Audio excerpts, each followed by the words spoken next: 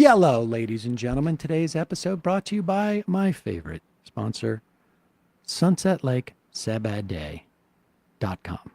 If you use the code LEFTISBEST, you'll get 20% off. What do you get 20% off on? You get 20% off on all their gummies. They got gummies with cordyceps and lion's mane and ashwagandha mushrooms, different ones, for some for focus, some for relaxation.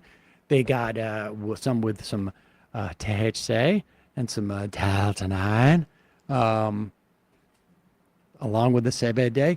They also have just straight CBD gummies, but they also have tinctures. They have tinctures with melatonin. They have tinctures with CBD and CBD, which is their good night oil. It is my fave way to go to sleep. They have straight CBD as well. I'm actually dropping a little bit of that in my hair these days. Yeah, it helps. I don't know if it does. I think it does. But also they have salves and lotions with CBD. They have coffee and they have fudge with CBD. All of their CBD products are third-party tested, rigorous testing. You know exactly what's in it. You can find all that stuff on their website. They also have great farming practices. They practice integrated pest management. They don't use any pesticides. They use regenerative farming practices developed with the University of Vermont. They have great business practices. $20 minimum wage, but mostly an employee-owned company. And they are great political movement partners. They have donated thousands upon thousands of dollars to strike relief funds, refugee resettlement, carceral reform, Planned Parenthood, mutual aid. They've participated in the wake of the Vermont floods. They've given money to food pantries, on and on. Just an all-around great company, all-around a great product. sunsetlakesabadday.com. Use the code LEFTISBEST. They're longtime fans of the show. You get 20% off. Check them out, ladies and gentlemen. sunsetlakesabadday.com. Do yourself a favor right now. Also, they make great gifts. Really do. And now, time for the show. Emma, take it away. The Majority Report with Sam Seder, where every day's Casual Friday. That means Monday is Casual Monday, Tuesday, Casual Tuesday, Wednesday, Casual Hump Day, Thursday, Casual Thurs, that's what we call it, and Friday, Casual...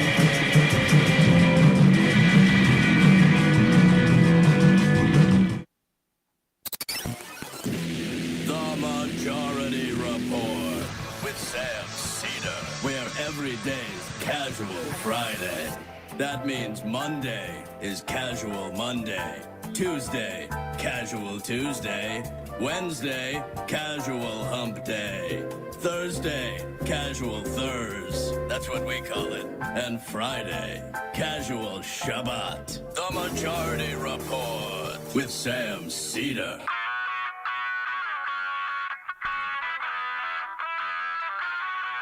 It is Friday, August 2nd, 2024. My name is Emma Vigeland, in for Sam Seder, and this is the 5-time award-winning Majority Report. We are broadcasting live, from the industrially ravaged Gowanus Canal in the heartland of America, downtown Brooklyn, USA. On the program today, Heather Parton, also known as Digby. You'll hear a pre-recorded conversation with Heather and Sam. And then later, we will be joined live by Francesca Fiorentini, friend of the show, friend of mine, host of the Bitchuation Room. Also on the program today, American prisoners held by Russia touch down on U.S. soil as the Biden administration pulls off the largest prisoner swap with Russia since the Cold War. Republicans and Trump grumble about diplomacy being used.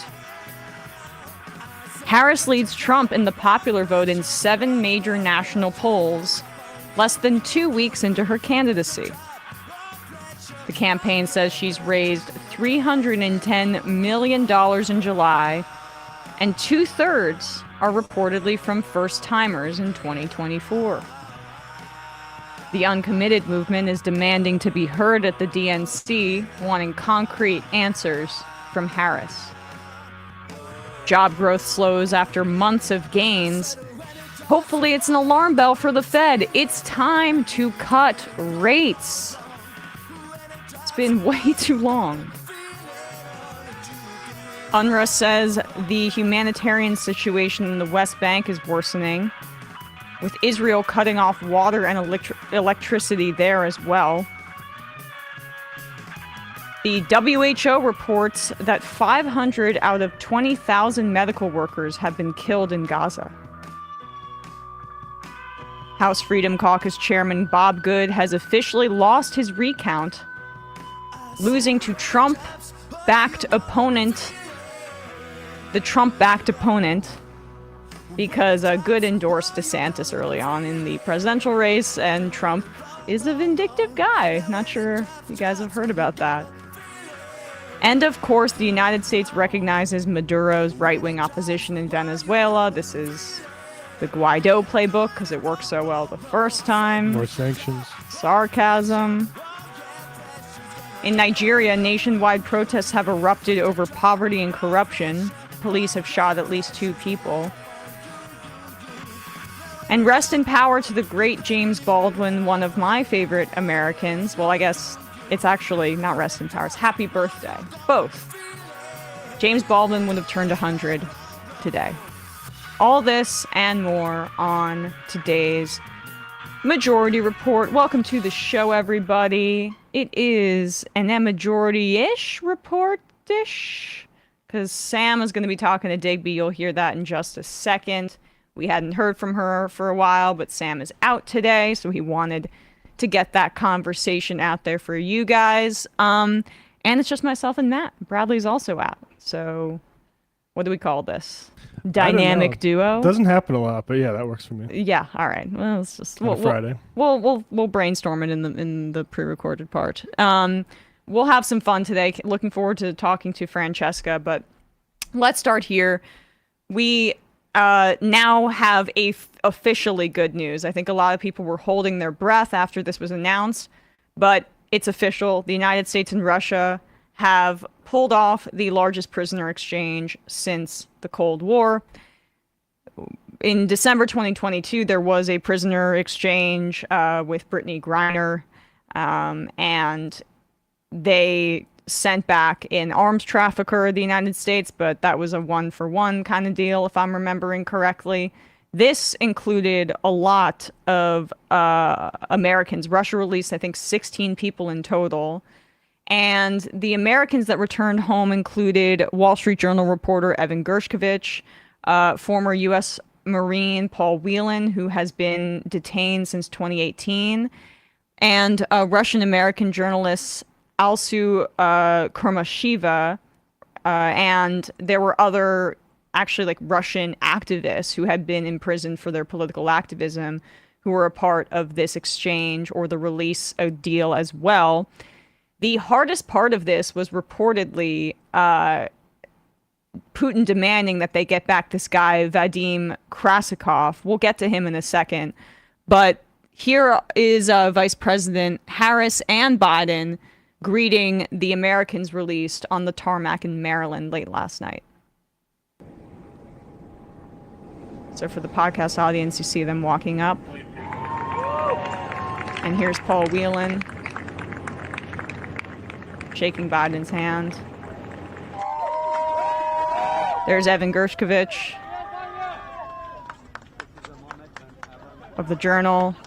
There's Harris hugging, and here he embraces his mother, apparently, which I can't even imagine what that must feel like. And then this is Alsu Kurmasheva, who's I guess a radio editor.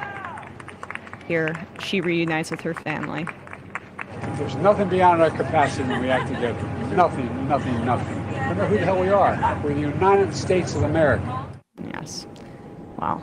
Nothing beyond our capacity except for a ceasefire and an end to a genocide, but Well, I'm that's the going to thing. put that aside for a second. I mean, I like when he said when we act together. I would not limit that to just like us, the United States, but maybe us as a world seeking solutions through diplomacy as opposed to things that say feed the bottom line of our defense contractors. Like this is great, and this also hopefully portends a shift towards maybe trying to negotiate an end to the conflict in Ukraine. I think that it may, and a lot of experts, I think, are seeing this sign of cooling tensions as something that could be good for a peace deal in Ukraine, which now that war has gone into its third year at this point. And what was encouraging was the Wall Street Journal, who obviously has the inside track on this because of the fact that one of their reporters was detained in Russia and was a part of this exchange. They reported here that Kamala Harris reportedly played an integral role in these negotiations. I mentioned earlier Vadim Krasikov, who was one of the prisoners that was holding this up the most, because Krasikov had been convicted in Germany of killing a former Chechen rebel in Berlin in a park. And I guess Putin has some loyalty to this person. So it was holding things up because in Germany, the guy was a murderer. They didn't want to give him up. And I think Same reason, like the Republicans here don't want any sort of appeasement, they call it. That's the only lesson that any of those, frankly, modern fascists took from World War II is don't appease the enemy. Exactly. And yet, Trump, we can get to that later, but he was like saying, oh, none of this would have happened. No one would even have gotten taken under my watch. Well, that Marine Whelan was captured in Russia in 2018. But here's what the Journal reports. Vice President Kamala Harris played a role in negotiations with allies to secure the prisoner swap deal. Harris met with both German Chancellor Olaf Scholz and Slovenian Prime Minister Robert Golob separately in intimate settings during the Munich Security Conference in February to urge both leaders to push the deal through, according to a White House official. Harris's meeting with Scholz was particularly critical to securing the exchange because releasing Krasikov was a key Russian demand. The two first had a normal bilateral meeting before Harris asked Scholz to stay back for a, quote, restricted bilateral. The official said Harris asked everyone to leave except Scholz and one aide on each side. They had a back and forth about how to best move forward about that, but ultimately she was pressing Scholz to take action on this, the official said. Harris met Scholz previously on several occasions and had a good working relationship with him, the official said. That is, quote, part of the reason she was able to have a really good, frank conversation with him. That is actually extremely encouraging and raises some questions. Like, if this was happening in February, were there some questions about Biden's ability to continue to be president during that time? Was she taking on the larger, more active role because of those fears?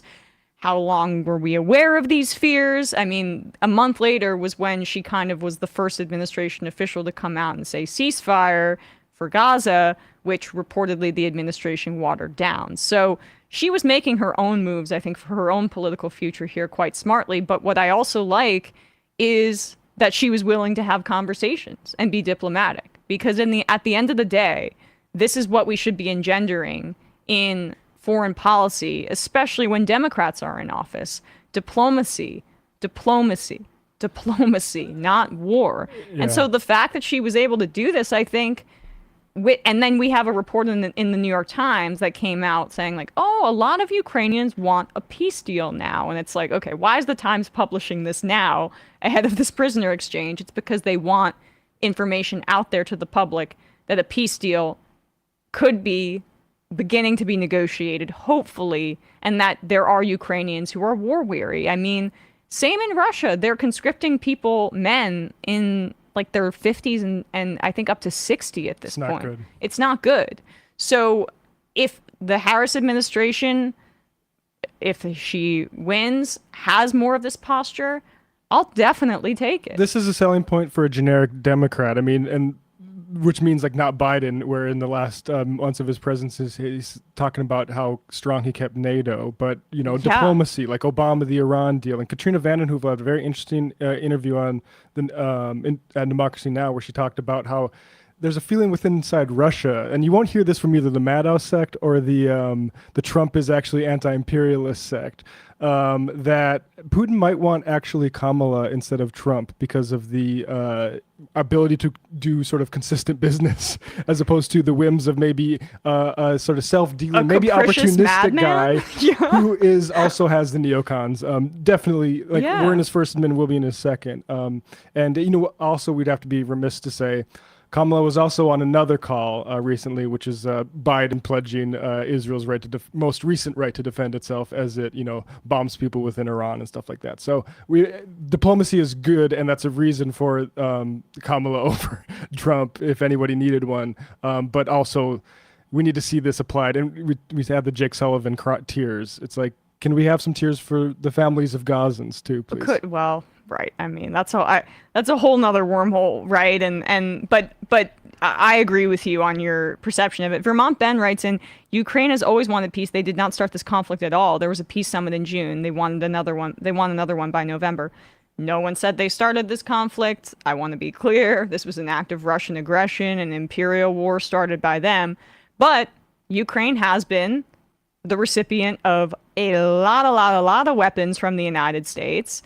And it's a problem if people start having to be conscripted into fighting it. And I know Russia does it too. That's not to say it, but it's just Russia has the capacity to do that more than Ukraine does. And facts have to be facts. Like I wanted a different side to win the Spanish Civil War. Yeah. The fact is that there's a certain point where you have to stop letting people be killed into war conditions and try to fight the peace. And you let it go on too far, then a lot of people die that could be helping try to fight whatever the crappy peace that gets settled is. And this has nothing to do with, I'm not speaking about Ukraine. I don't know enough about their internal politics to say something about this, but I do know a lot about our internal politics. And we saw Hillary Clinton come out after Russia invaded illegally and immorally and say that this could be a real opportunity to weaken Vladimir Putin and his regime. And we have to be clear-eyed that there are forces within the kind of status quo national security blob that see that as an opportunity as well. But if Harris and Biden too, right, are interested more in diplomacy and negotiations to kind of end the bloodshed and the instability, after 3 years, I think that is a good sign, especially if we're hearing this again from the Journal, which has intimate knowledge of what happened here because of Dershowitz. So good news on that front. All right. We will take a quick break, a word from one of our sponsors, and then we will have a conversation, or Sam will, with Heather Digby Parton. Have you ever tried to browse in incognito mode? Well, it's probably not as incognito as you think. Google recently settled a $5 billion with a B lawsuit after being accused of secretly tracking users in incognito mode. Google's defense? Incognito mode does not mean invisible mode. In fact, all your online activity is still 100% visible to a ton of third parties. That is, unless, of course, you're like me and you use ExpressVPN. Want to thank ExpressVPN for supporting the Majority Report, and here's the deal. Visit expressvpn.com/majority, and you can get an extra 3 months free. Without ExpressVPN, third parties can see every website you visit, even if you're in incognito mode. Your internet service provider, your mobile network provider, your admin of your Wi-Fi network. So Bradley, I can see where you're browsing during the show. Gotta be careful. Because I'm the admin. Unless, of course, you're using ExpressVPN, because what ExpressVPN does is it reroutes 100% of your traffic through secure encrypted servers, so third parties can't see your browsing history. And it's super easy to do. Look, here, all I got to do, I got to press this button and I am connected. I can be in the New York location, or I got all these other options in terms of countries if I want. And so if I wanted to just, see something on Netflix that wasn't, we don't need to go into that, but you know what I'm saying. But the important thing is it hides your IP address, makes it extremely difficult for third parties to track your online activity. It is super easy to use. Like I say, fire up your app, click one button, you are protected. ExpressVPN VPN works on all devices, iPhones, or I should say all phones, laptops, tablets, your smart TVs, your router, so you can stay private at home and on the go. And it's rated #1 by top tech reviewers like CNET and The Verge. Protect your online privacy today by visiting expressvpn.com/majority. That's EXPRESSVPN.com/majority. You can get an extra 3 months free. expressvpn.com/majority. Check the website, majority.fm, and our podcast on YouTube for more information. And now back to Emma.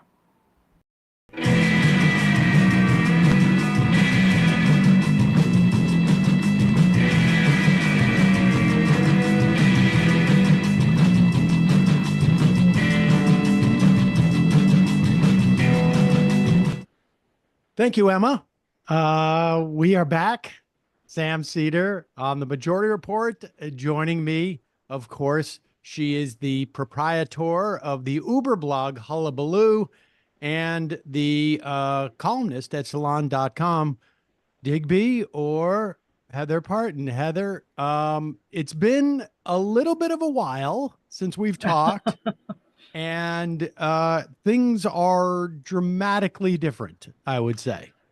Absolutely. It feels like years, Sam. I think it's only been, a month or so, but it feels like years since we last spoke. A lot has happened in the past 10 years, otherwise known as a month. I mean, we have had about a 2-week run there of I don't know where that little thumbs up came up. We had a 2-week run there where we had an assassination attempt. Well, I guess, if you want to extend it to the month, we had the debate, which completely essentially changed the tenor of how everyone was perceiving Joe Biden. And then we had an assassination attempt. And then we had the Republican National Convention. And then we had a Joe Biden dropping out. And then Kamala Harris essentially clearing the field.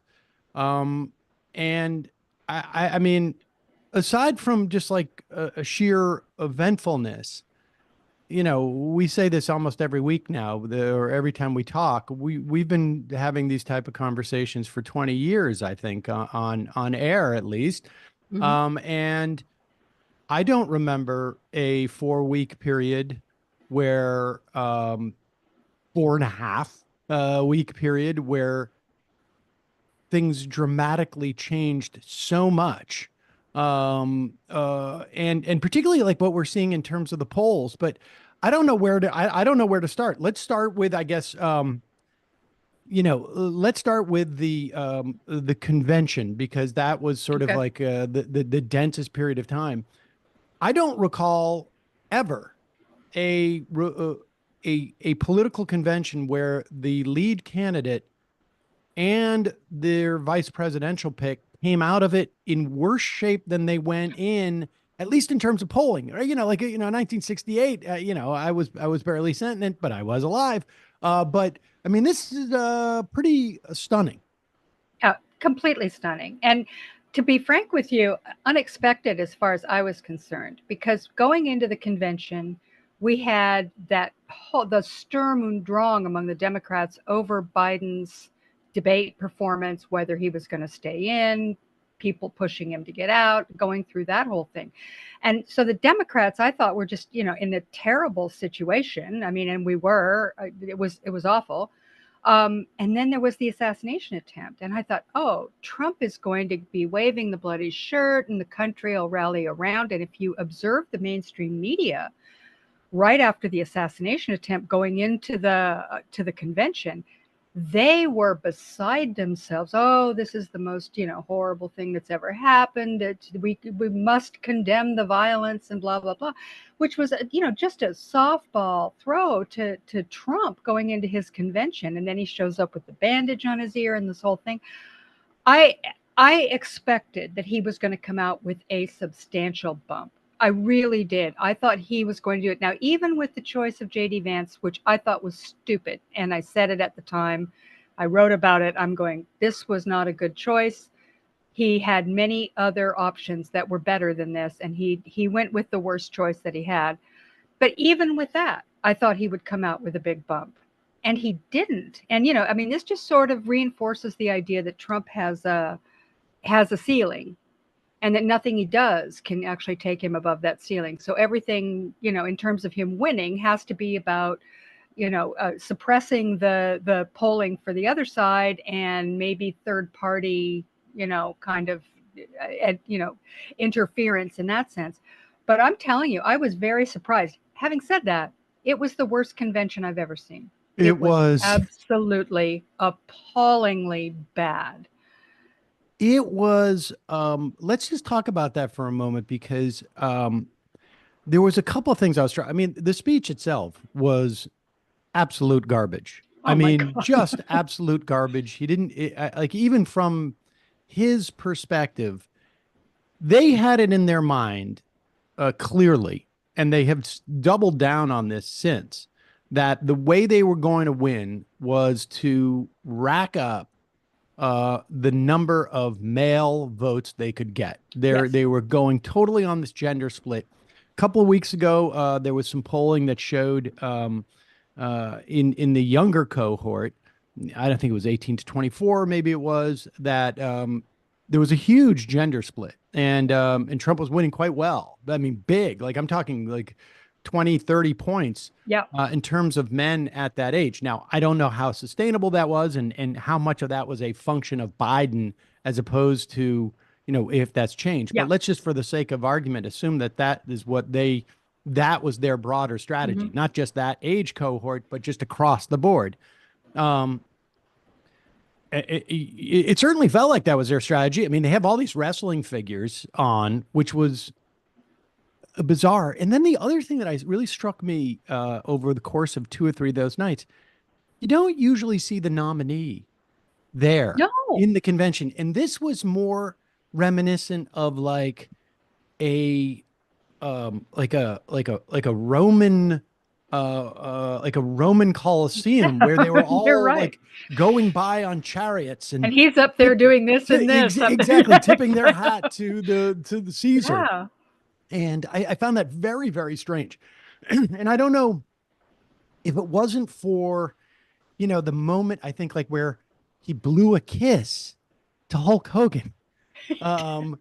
And that's when it really felt like, oh my gosh, like this is exactly what this is. Like the knight, or not the knight, but the warrior, the gladiators. gladiators, They were slain the podium, I guess. And the king, Caesar, like throws his handkerchief down or whatever. It was really just a bizarre show. Very strange. And then Vance, I mean, I had predicted Vance only because Vance came with a tremendous amount of money. I am quite convinced that Elon Musk was there because of the Vance pick, not because of the assassination attempt. Peter Thiel is in there, Andreessen and Horowitz and all the crypto money. I mean, on day one, after picking Vance, he raised $500 million. Now, they didn't make a big show of it because it wasn't in the way that like you get fundraisers type of stuff. It was more like, all right, I've secured, in the same way that David Koch, I think it was, bought his way onto the Libertarian ticket back in 1982, like literally became the vice president. Or I guess RFK's vice president too. I don't even know her name. But it was her money that got her there. Yeah. And then things just completely implode for Vance, because this guy has no, I mean, and we'll talk a little bit about this. Like, I think there is a knock on Kamala Harris that she has never really established any real positions that seem to be solid and cast in Mhm. iron. But JD Vance is even like worse, and like he's done Oh my God. 180s, not 90 degrees. Like I'm for this, and now I'm against it. But from like I'm for this, and now I'm for the exact opposite. Like I don't know, Hitler, in his words. Exactly. And it's a total change in worldview. This isn't just, tweaking your policies to try and appeal to certain constituencies within your coalition, which is what, politicians do. Rightly or wrongly, some of them do it more clumsily than others. This is, I'm kind of a liberal, never Trumper, libertarian kind of guy, very antagonistic toward Trump and the MAGA people. Within a year or two, he is suddenly their avatar. I mean, it's so abrupt and so incredibly obvious and so calculated that he did this. And that I can't believe anybody would take him seriously on either side because nobody knows what he is. I mean, he is like an empty vessel. Now, when you're looking now, as people are looking at him, and I think it is good to kind of take a look at him because I think it's a very interesting part of what's going on in Trump world and in the MAGA movement, is that this guy is he he brings with him all the money. And that's Yep. just, I agree with you completely. That is the primary objective here. There's a bunch of money there, and these guys are all kind of crazy. I mean, they really are. That group of tech bros, Peter Thiel and Andreessen and the rest of them, I mean, they're kind of nutty. And there's a lot of stuff out there that people should read about these guys Oh, Peter because Thiel is a complete lunatic. I mean, it's out of their mind. Yeah. Straussian, anti-democrat. I mean, not implicitly anti-democratic, No. explicitly anti-democratic, Yeah. because he has on record saying that I believe, one of the problems with democracy is you start to give the vote to people like women.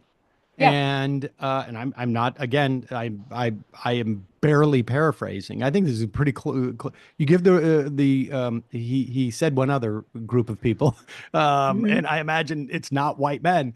But you give the vote to them, and then the next thing you know, you got socialism. And Yeah. I mean, that's okay. He Uh, said that. No, he did say that. we And should be they've so said things lucky, in my estimation, but right. it is a interesting If perspective. if Yep. only that Yep. actually was how it worked. But no, I mean, I mean, the things that these guys believe in, I mean, and they've got some weird utopian stuff. They're building special techno cities that they will be running like their own little fiefdoms and creating some kind of utopian techno vision. I mean, they're out there. They're very much out there. And Vance is one of their creatures. He is one that they've groomed to sort of carry that message, and he was designed to go into politics because of this. But he personally is a cipher. I think he's an instrument of those people, and he is a very very unskilled politician. Let's just put it that way. He is not good at this. And they did not vet that part of him because I don't think they cared. I think at the time this was happening, I mean, all the stories were that Trump was listening. I thought he might pick Doug Burgum. They'd be the businessman ticket. He's a billionaire. I'm a billionaire. We'll make y'all billionaires. I mean, I thought that might be, I Right. mean, it's stupid, but it makes some sense. Marco Rubio, he's Latino, maybe he brings in something. He's maybe an establishment guy that the suburban moms might think is cute or something. I mean, none of this is, I mean, they're all horrible and they're all useless, but they had some I just logic. think almost there was a lot of logic to bringing on somebody who would be a foil for Donald Trump in that respect, but it's also completely contrary to. I mean, Yeah. this is the thing that I think is fundamental about Donald Trump. His racism is real. I mean, and Oh, absolutely. it is so real that he won't even it won't even trump what might be, forgive the pun, his own best interests. Yeah. I mean, the He can't smartest help pick for himself. him, Yeah. no, the smartest pick in the world would have been to him to pick, a Latino, a person of color, Tim a Scott, something. woman. Yeah. I mean, Yeah. all of those things, and that was never going to happen. Yeah. It was Yeah. just never going to happen. Yeah. I mean, there was no other choice. We knew it was going to be a white man, and I thought there were a few. I mean, party's full of them. I mean, he had some to choose from. Picking Vance though was just, I mean, he went with the It was money. choice of it was money, and I think they were at that point. I think at the point where he was making the final choice there. I mean, Rupert Murdoch reportedly flew people in to beg him not to pick Vance. I mean, to beg him not to do it, and to pick Burgum was his choice. He thought that would be great. He came to the convention himself. Rupert did. And what is he, 112? I mean, I don't think flying around is that. He shows up to try and convince him to do it. And Trump just could not do it. He needed that money. He wanted that money. Yep. And I think he also wanted he and all the MAGA people around him, including his sons, Tucker Carlson, that whole group, they convinced themselves that going with a hardcore MAGA message was the way to win. And they thought they had it won, I think, at that point when the convention started. They were convinced that it was done. For some unknown reason, they did not believe that Joe Biden would drop out. And I have to assume that it's because Donald Trump couldn't imagine ever dropping out himself, that no one would ever do that. So he just did that. So it was a very, very strange and odd and to convention. be fair, I mean, to be fair, but I mean, to Trump, it did seem after the assassination attempt like the brakes were going to be put on the move to get rid of Biden. Now, what it ended up being was they were just put on pause for about 3 days. I mean, Biden, the irony of the whole thing is that Trump was done in by that assassination attempt, because had that attempt not happened, I'm quite convinced that Biden would have been he would have been gone by the beginning of that convention. Right. I agree with you. As opposed to the end, and they may have made a different pick. Now, the problem that they would have had is like Doug Burgum, Biden drops out, and then you look at these two guys, and they're like the two guys up in the rafters of the Muppet Show. Exactly. All of a sudden, right? Like, right, I mean, you're right. The problem that Donald Trump had, it seems, and to be clear, Donald Trump can win this election still. I mean, I want to just make this absolutely clear, but I don't think it's going to be. It's not the foregone conclusion that it felt like it was before the convention. And, there is going to be, regardless of whether he shoots somebody on Fifth Avenue, there's going to be 46% of the country minimum who are going to vote for him. Yeah. And then it's, they're literally such a tiny little contingency in the middle because of the Electoral College. I happen to think that Kamala Harris is probably going to get more votes. At least the spread is going to be greater than it was for Biden. I don't know if the total of votes is going to be greater. But I think the spread is going to be more. But the problem is that once Biden drops out, and this also was the case with Vance, because had he picked somebody like Burgum, they would both look old. But the whole strategy that Biden had was, we're going to run on this is going to be a referendum on Donald Trump. And the problem was, of course, after the debate, it became a referendum on Joe Biden. Right. Once Vance is in there, all of a sudden the needle moves a little bit and it becomes a referendum a little bit on Vance, because everybody's, it's all baked into the cake, Donald Trump. But how can you sort of like get some mileage talking about Vance? And then as soon as Biden drops out, it immediately reverts back to a referendum, and not just on Trump, but on Vance now. Because, if it was Burgum, everybody would be like, we're going to still talk about Trump. But Vance became this surrogate for Donald Trump criticism that was fascinating. And it turns out like he helped sort of like, midwife this whole weird thing, which is, I know you must be enjoying this as much as oh my God, are you kidding? It's my favorite thing. It's my favorite thing. And I absolutely love it that I think there was an organic aspect to this, where once it got started, and I guess they're giving credit to Tim Walz, the Minnesota governor. I don't know. Is that true? Or? Well, Emma did some digging and found that back in 2019 and 2020, Kamala Harris was running against, was referring to Donald Trump as weird. Really? And I suspect what happened is Walz, and I want to talk about this aspect too, because it's crazy. We have like a primary going on for the vice presidency, but one of the most sort of productive and effective primaries that could ever exist.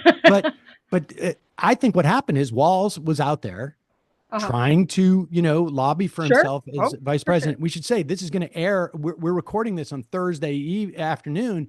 It's going to air on Friday. We may know who the vice president is by this time. Walls, I think, went back, looked at how she was running before. Ooh, And smart guy. this is my guess. This is my guess. Could be. I don't know. This is Could what be. we were talking in the office, and may have said, okay, I'm going to use weird because, I'm trying to. I have an audience Sure. of one and then millions, and so, but regardless, it stuck. It was brilliant. And the way, I mean, however it started, it sort of came out of that and then just kind of caught on instantly. And they started doing really clever, fun. I mean, I think it was Rick Perlstein who said on Twitter, he sort of popped in at some point and said, it's good when politics is fun. And it's especially good when it's for people on our side, because it's been so incredibly awful for so long, with Donald Trump just dominating everything. And even Biden having a successful presidency in many ways that we didn't anticipate. Even that, there's never been this moment of just, great, sort of happiness about the politics of it, because it's just been a slog. No matter I feel like what we you say. had about a month after the American Rescue Plan was that was passed it. in February of 2021.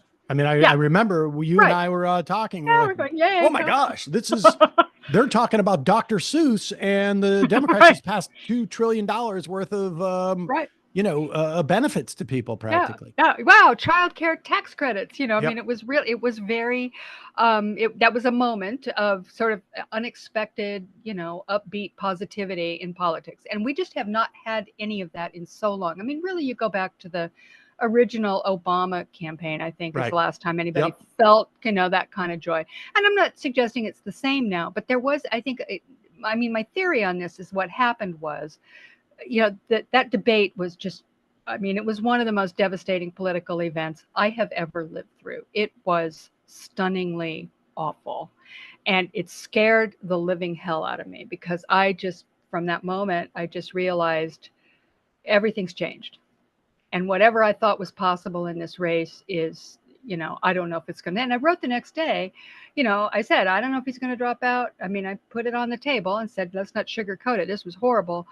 And if he does, we're going to have to grapple with what comes next. And my view was, and I don't know if you guys agreed with this, but my view, and in my column, I wrote, I think we don't have time to go through a huge process. So we have to 100%.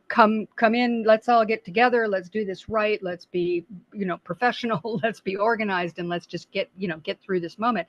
If he drops out, we're just going to have to, really, we can't play any games here. We can't do it. We don't have time. And so, but it was a devastating moment to me. I mean, I really felt like, oh my God, Donald Trump is really going to win. And that scared me to death. So going through that 3 weeks of hell that we went through, trying to figure out what was going to happen, and the assassination attempt or whatever, when he dropped out, it was like the relief of finding out that the biopsy is benign. It's one of those kind of moments where you just go, oh my God. And what that brings you is this great sense of possibilities, and life looks so much brighter, and everything just kind of, and that's what happened. And I think it just spurred some creativity on the Democratic side that I haven't seen. And that's rhetorical creativity. I mean, look at these videos of these guys doing the, white dudes for Kamala, or the black women for Kamala, these phone calls, these Zooms that they're doing. I mean, everybody just sounds, excited and happy. And it's just not something I've seen very much. I think it is that we moved into the generation, to a different generation of politicians who were dominating this discourse, who fundamentally understand. I mean, ideologically, they're all over the place, I think, to a certain extent, but they fundamentally understand that the first thing they have to be is partisan. That they cannot, the idea that we have to show respect to these people as a sort of baseline, and then make the criticism. I think that is just not that was something that was frankly from an earlier generation, for people who basically cut their teeth in politics in the 80s and 90s. And 60s and 70s, well, some of them. 60s and 70s, I mean, I think, but really sort of like who their politics were defined in the wake of the McGovern loss. And, Right. I so see. much Yeah, I was see what that, you're saying. Yeah. and that became the idea of like, we need to be respectable. We need to be the adults in the room. We have to sort of like throw off this sort of like coat of hippiedom, Right. and that dictated so much, and that is gone now. We do not have a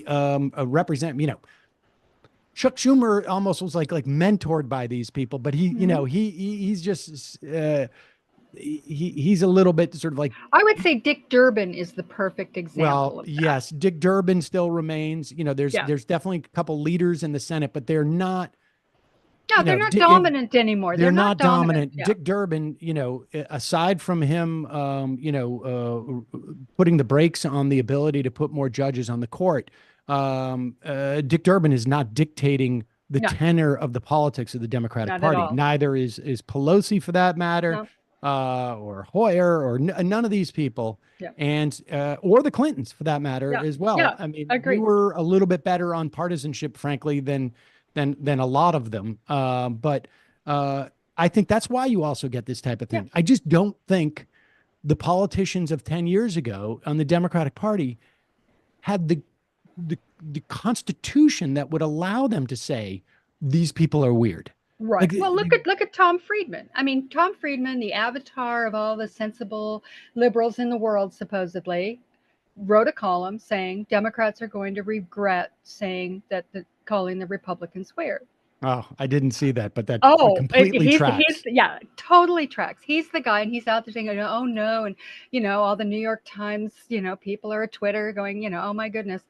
Well, it's ridiculous. I mean, that's not the world we're living in, and calling them weird is an extremely successful political move. It is Totally. absolutely successful, and it's energizing to our side, freaking out their side. They have no response to it because they don't know what to do. Well, the problem is they don't really know why they're weird. Like you and I both come from sort of like milieus where, weird is actually an attribute, like a positive attribute. And that's because those people know they're weird. Mm-hmm. They know why they're weird, and they take pride in it. These people do not know why they're weird. They don't know why it's weird to say, women, who don't have children in families, and women really shouldn't be, full citizens if they don't know why it's weird. They're responding. They're defensively. There's fun weird, and then there's creepy weird, and they're creepy weird. Exactly. 100%. And it's been incredibly effective. All right, let's just talk briefly about like this. And the amazing thing is the polls are all reflecting this. Like, everything has flipped. Her favorability rating flipped. Mm-hmm. And one of the things, that I will say that not only did we agree with you that there was just the idea of like a mini primary was both stupid as a practical matter, stupid as a political matter, and also stupid as a small d democratic matter. I mean, it's not a real democracy to have it's the closest thing you could get is the person who, was the backup to the voted to be the backup. 81 million people voted for the backup, and it turned out we needed a backup. So exactly. And so, but the other thing is that, and I think this, we can talk a little bit more about Kamala Harris's, sort of positions and whatnot, but they just don't know how to deal with race.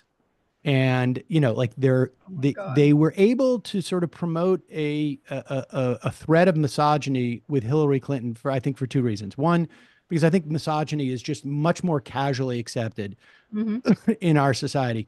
But they had a 30-year sort of like exhibition game, essentially, to create narratives that were where the misogyny was subtextual.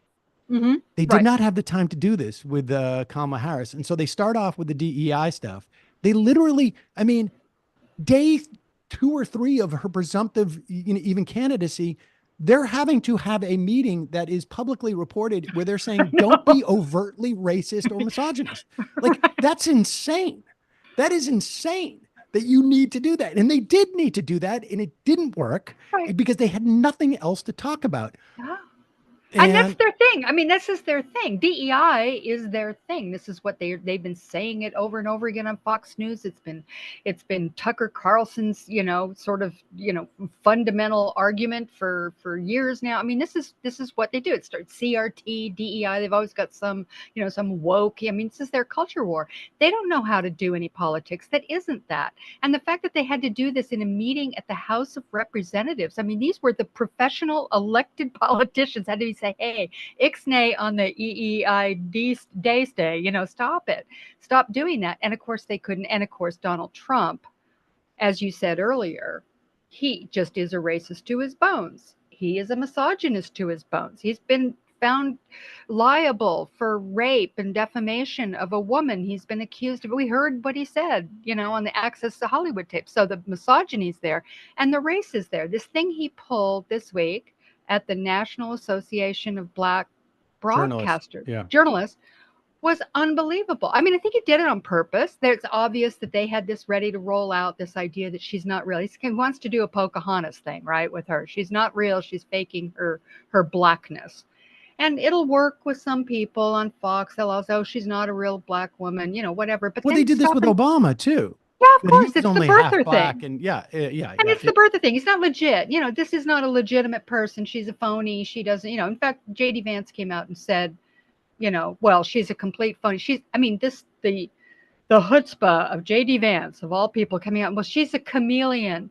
Nobody really knows who she is. And I'm going, oh my God, Mr. I know you are, but what am I, J.D. Vance? Because there's a guy who's truly a chameleon. Well, the problem is, again, they don't have a narrative that the phony thing backs into. I mean, it actually, could have more resonance with, I think, like sort of like the most progressive elements of the Democratic Party. But like, she's a phony what? Like, she's a phony what? The only thing they have brought up black woman. that she's a phony black person, and like, there's no, with when they tried this, and they tried this with everybody, right? I mean, like the Slick Willie, they did it with Bill Clinton. And the idea with Slick Willie was that he doesn't really care about you. Right. But the sort of like incredibly fortuitous thing about this is there is no sort of like a predicate for who Kamala Harris is. And everyone was waiting for just something that wasn't going to give them license not to vote against Donald Trump. Right. So like, and she is doing that. Like, in fact, I think there was a quote from Willie Brown, who, has been out of touch, but they try and bring it back because apparently they slept together, 40 years ago or something like this. And he said, my advice would be for her to not take any positions. And which, as a progressive who wants to begin to like, shift the, and box her in on certain positions, frankly, I am, it's an anathema to me. But as someone who wants Donald Trump to lose and thinks that's, vitally crucial, I think that happens to be probably the best electoral strategy. Make this about Donald Trump and JD Vance. And that's where we are. I mean, they're going to try the phony thing, but Donald Trump let the cat out of the bag. Now, every time that they see phony, he's already provided the subtext. Exactly. And, it's fascinating to see how bad they are at this when, it's not like sort of a surprise, and they have somebody who can at least just sort of like not be the story, which Joe Biden couldn't be. Right. But let's talk about the VP, and then we'll come back around to Kamala Harris, because she's backed off 2 or 3 key positions that she had in that 2020 race, 2019-2020 race. But let's talk about this VP thing, because I've never seen anything like this either. I mean, all this stuff that we're doing we're watching is pretty unprecedented, but we are watching a primary for the vice presidency where it's as if like, it reminds me of like one of those like contests, when you were a kid, it was like, I don't know, like, the boys club or something, or, the girls club would say like, send in your favorite catchphrase, that the boys club's going to advertise for. And so like, nobody's in competition with everybody, but there are in competition. Yeah, You're not yeah. going right at your competitors. Right. You're just like coming up with the best way to, advertise for the boys club or whatever it was at that time. And that's what seems to be going on here. Maybe you hear these dribs and drabs and people dropping, negatives on people into the press that'll never be, the fingerprints will never be seen again. But that's what seems to be going on. And it's fascinating and it's incredibly effective. Like, I would love to figure out, like, how can we put this into effect, for future races? Because you're just like a pilot program for how do you attack the Republicans. Yeah. And it's great because it turns out that there are a lot of really, pretty talented politicians that are in this, that are competing for the best catchphrase and, of course, selling themselves in the process. And, people have been saying for a long time, this was happening, during the Biden period, when he was running. One of the things that everybody was saying was, you need to get surrogates out there. And the idea is that these surrogates were necessary because he was, kind of incapable of sort of selling his record and selling the future and selling his agenda. But they weren't doing it. I mean, you had Gavin Newsom, you had some others, but really, for the most part, this just wasn't happening. So all of a sudden, what happens is VP race starts, comes up in this sort of weird sort of moment. And all these people come out and they're great surrogates. I mean, they're really, really good. Even the ones who aren't in the running, like I thought that Pritzker, the governor of Illinois, on that call the other night, he was on the Zoom call for the white dudes for Kamala.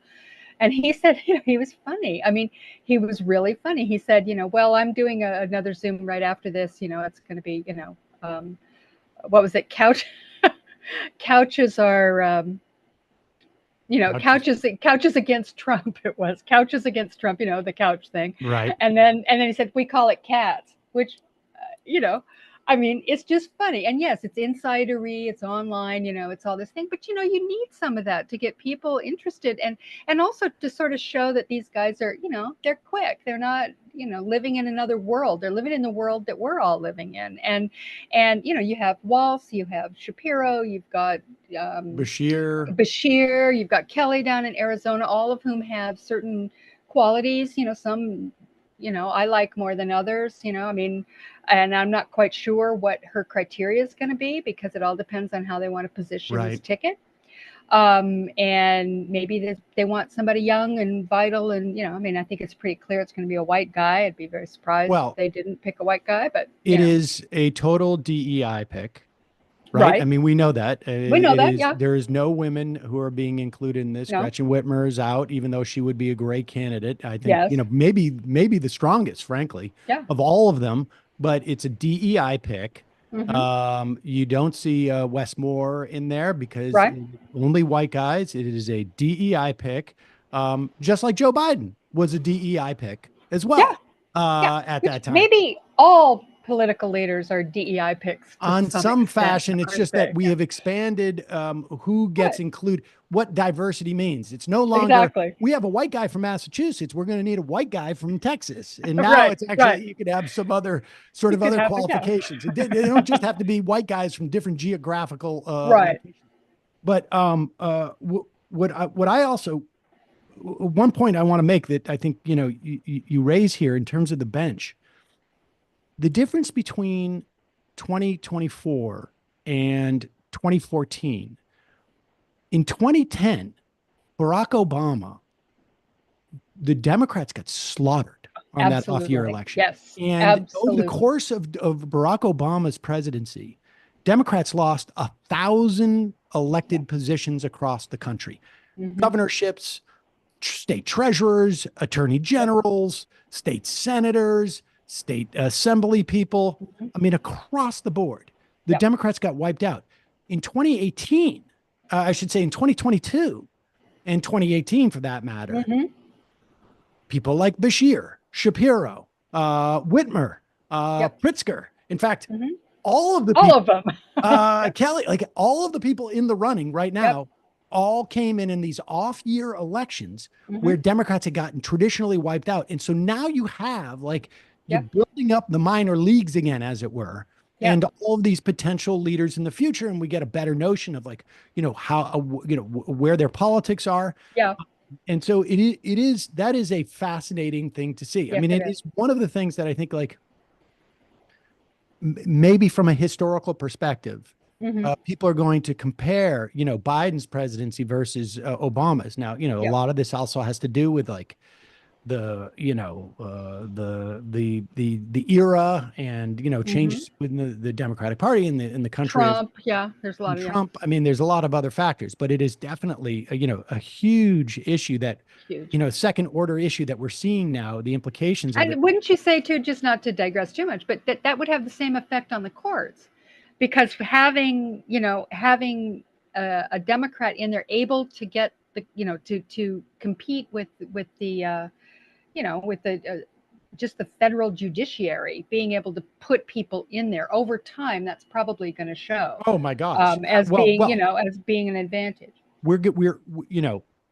It's gonna be muted to a certain extent because of the venue shopping that we're seeing now, where everybody's going down. Yeah. Sorry, don't mean to thumbs up there. I don't know how to turn that off. But with the venue shopping that we're seeing, where they're all going to the one judge in Texas at this point. But over time, we're definitely going to see that. And you're also going to see it in the context of, particularly one of the things that Biden has done, fantastically. And, we'll talk about this, and hopefully like it'll be in the context of, Donald Trump is not president or president-elect and whatnot. But not only has Biden put the pedal to the metal in terms of getting justices on the court. And they took this very seriously, and they had all the nominations ready to go, basically so that the Senate wasn't waiting on them in the way that the Senate was waiting on Obama. But the diversity, and I don't mean just in terms of like, race or gender, but I'm also talking in terms of like the type of law that is practiced. We have more civil rights lawyers who have become judges, public defenders who have become justices. Even like plaintiff attorneys who have become judges. And what that does, the second order impact of that is people in those positions begin to, don't stay away from those jobs in society because they think it's a dead end in terms of like ultimately becoming a judgeship. I mean, it was for a long time, like, you have to join the Federalist Society or you're in trouble. If you're a member of the American, the AJC, I can't remember what it stands for, but the liberal version of the Federalist Society, that was a liability during the Obama years. And so it has knock-on impacts. Do you have a favorite vice presidential, or do you have one that you think that is a bad pick? I have a favorite, but he's not going to get chosen. It would be Pete Buttigieg, who I think is really brilliant. Yeah, I think he's a pretty brilliant, not in terms of policy necessarily, but just in terms of I think he's a very, very talented communicator. So I like the idea of seeing that, but he's not going to get chosen. And I don't really have a favorite. I think Josh Shapiro has some baggage that could be potentially hurtful in the coalition that is not necessary to do. I know that he's got a positive in terms of Pennsylvania, but I think, and Tim Walz, I just think is just a terrific guy. I just have to say, I really, really like him. But the one thing I think they may be leaning toward Bashir, because when you see the picture of those two, the youthful kind of ticket there, the contrast between that and youthful experience, a lot of gravitas in terms of their experience and abilities compared to Trump and the weirdo freak show that he chose. I think that might be the strongest ticket. I've been if I had to have bet, I would have been betting on Bashir, and I still would. I mean, I'm with you on Shapiro. Aside from my political issues with Shapiro, the education people, just people who believe that you should use the state to crack down on a particular ilk of protesters. Yeah. Also, and then just, more specifically, people who are invested in care about what's happening in Gaza and our Israel policy. It's and just there's too also acute. some weird Me Too stuff that is sort of like second order, may not be Oh, fair. I didn't even know that. Well, he supposedly was very slow, if not sort of a little bit cover-uppy for a staff member who had a okay. a Me Too It issue. wasn't him. No, it wasn't I him. hope. God, no. And that, there may be other stuff, but that seems to me to be enough to let's not make the ticket. We don't need to. There's so many other good people. Here's the other thing that people don't talk about. In addition to,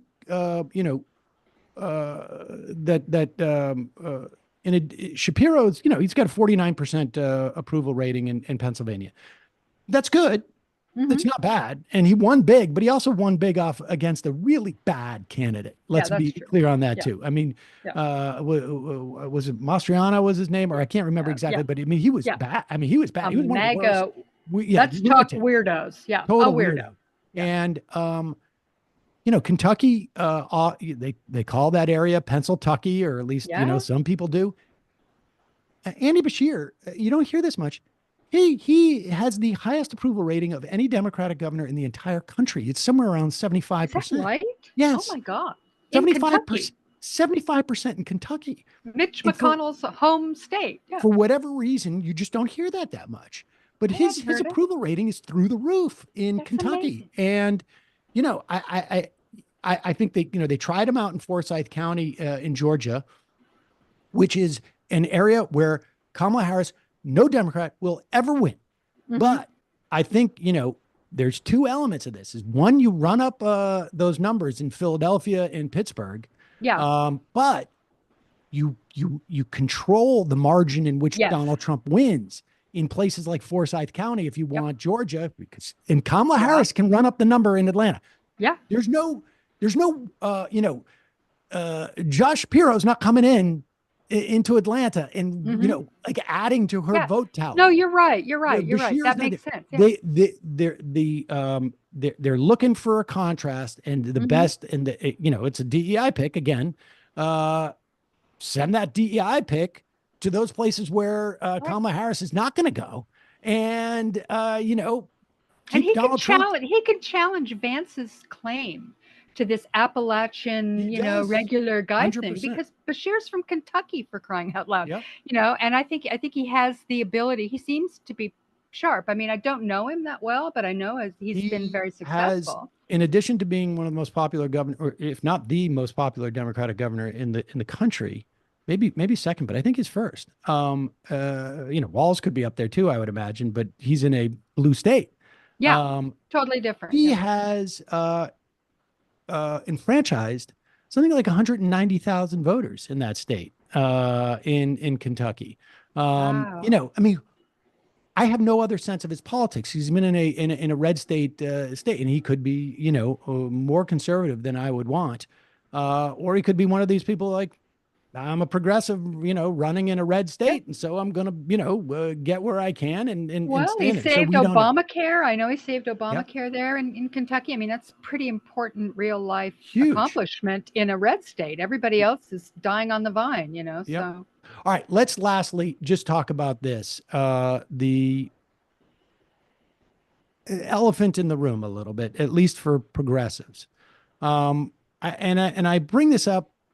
First, let me just say, I am glad Kamala Harris is the nominee. I don't know that we could have gotten any other nominee who I may have thought was been better, in terms of where their politics are. I don't think we could have gotten a better one with a better chance to win, because of the process, of how it all went down. But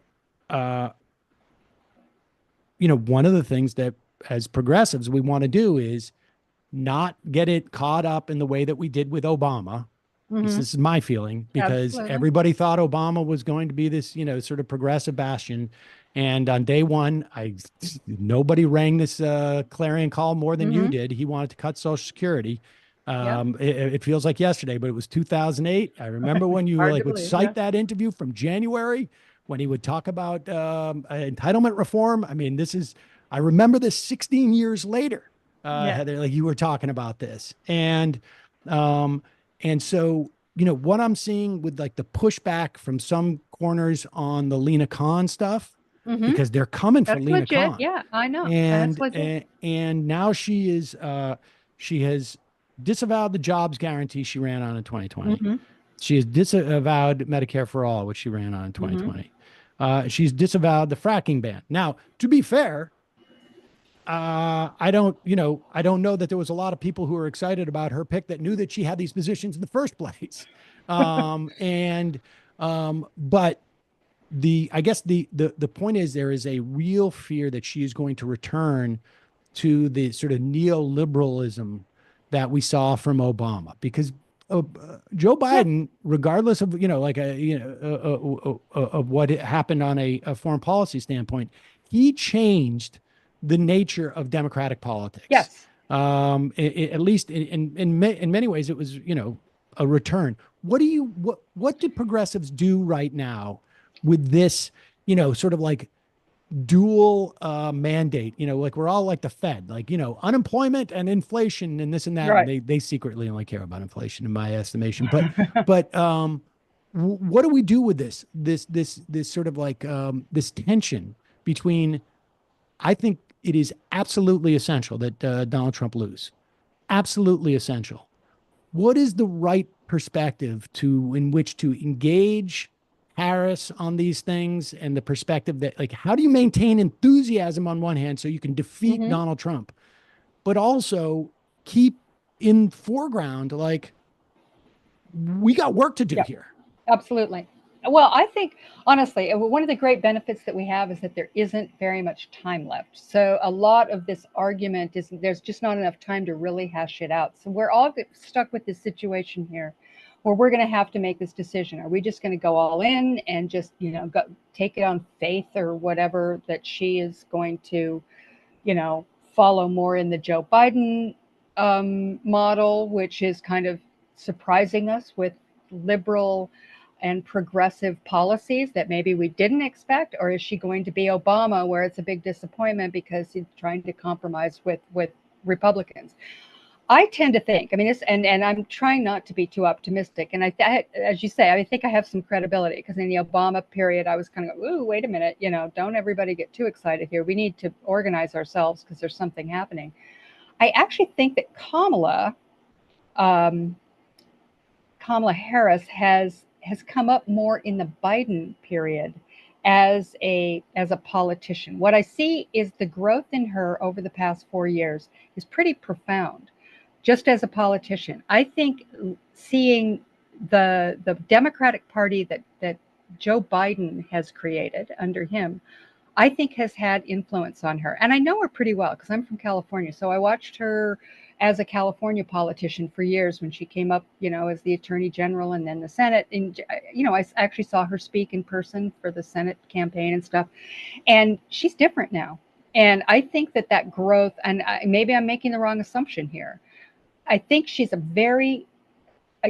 making some practical decisions in the face of Donald Trump to take certain things off the table in this very truncated campaign that could cause some trouble in a very close election. She's trying to sort of say, look, and I'm not saying that she's lying necessarily, because I think, especially if I think about something like fracking, it seems like that's kind of changed in the Democratic Party. I haven't heard much about it anyway, and maybe there's a new consensus that I'm unaware of. But as far as her progressive, bona fides, I think that she has become more progressive, but has become a more savvy politician about how to sell progressive policies. That's my guess. And I don't think any of us should take it for granted, because it could go the opposite. She could get in there and be like Obama and say, hey, let's work with the Republicans, or, Right. decide that there's some, that she's going to do. Like, his thing was, I'm so popular that I can do a grand bargain and everybody will come out win-win, which we all knew was BS, right? I mean, we were going, no, have you met the Republicans? That's not going to happen.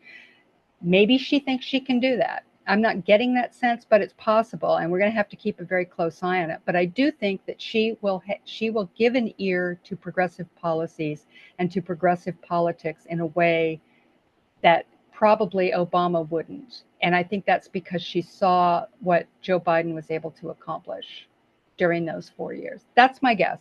Maybe I'm being too Pollyanna-ish, but I'm hoping that that's how it goes, and we'll have to see. Yeah, I'm with you on that. In the meantime, I think that like, and I don't know that there's been other things I've ever really felt can be this effective with so little, but this fight over Lena Khan, Yep. I think is much bigger than it appears. Mm-hmm. At least in terms of like where the direction of politics, like in another 3 or 4 years of Lena Khan at the FTC, Absolutely. and it will change the behavior of businesses I think to the Gary point, Gensler too. I think those are the kinds of things that 100%. are just super. Keep your eyes on 8 those things. years of a Yep. specific trajectory has such broad implications. Yep. Like, I mean, I just remember 8 years of George Bush. Like, it Yeah. took until the end of the Obama administration before like things were even like remotely close Yep. to back to where they were, but they weren't even. And so you can really change the trajectory for 30, 40 years with Mm-hmm. an 8-year sort of administration here. And simultaneously, the way that administrations, particularly new administrations, make these determinations is we only have X amount of resources Mm-hmm. in terms of time, in terms of energy, in terms of political capital and whatnot. Mm-hmm. Where are we going to expend the effort, Yes. and yes. where are we not? Yeah. And so much of this becomes, how much of a headache would it be to fire Lena Khan? Yeah. Like, what would you get after you've been elected, right? Like, it's one thing to like go, to Reid Yeah. Hoffman, like, hey, I'm not going to say anything. But after you've been elected, Right. where all of a sudden, raising that money in this Mm-hmm. cycle, not necessarily as important. What's more important is like, you're not expending the political capital you have Yep. as a nascent administration on something. Mm-hmm. And so from my perspective, like, locking in the gains we've made with Joe Biden is absolutely essential. And the more that people, Absolutely. like, I really think, like, if Josh Shapiro is not the VP pick, it will be because there were people on Twitter and Facebook and polling No saying, doubt about it. No doubt you're about going to it. create a problem for yourself No to doubt. pick this guy. Yeah. Like, this is like, it's much easier to say, Mm-hmm. this is radioactive, as opposed to this is something you should do. Like, Yeah. so, Yeah. you may not get Walls, but you can sort of say, like, picking Shapiro is just going to be a headache. It's going to be a Yeah. headache. So whatever benefit you Is think you're it going to worth get. it to you? Yeah, Is it exactly. worth it to you to pick this fight? And I don't, we're no longer in the era of the sister soldiering or seeing the advantage of picking fights with the left.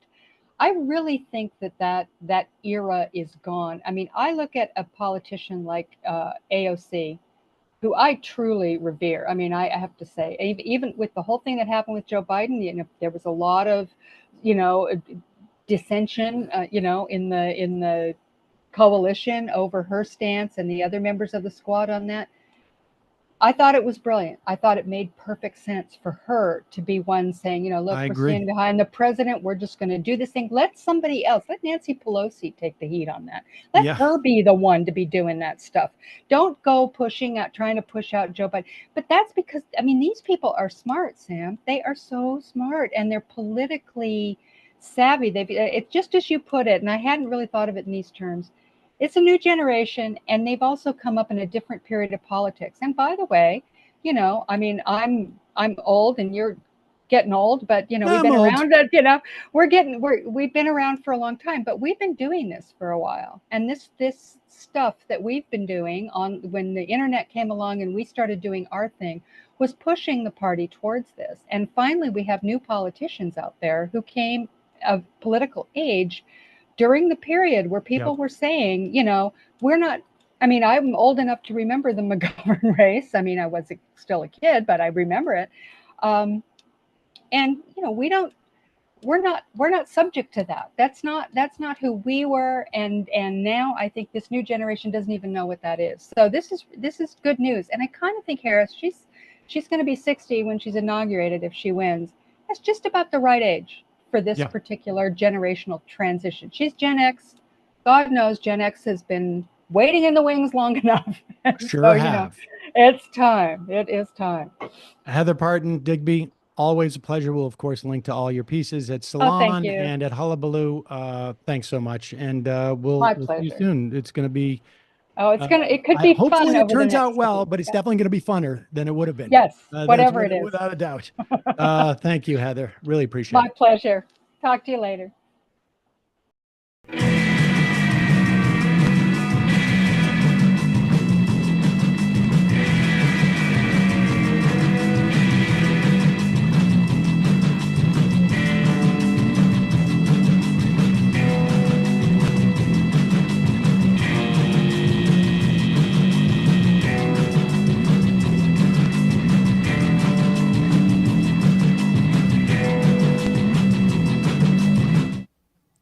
We are back, and we are joined by my dear friend, Francesca Fiorentini. Hello to you. Hello, Emma.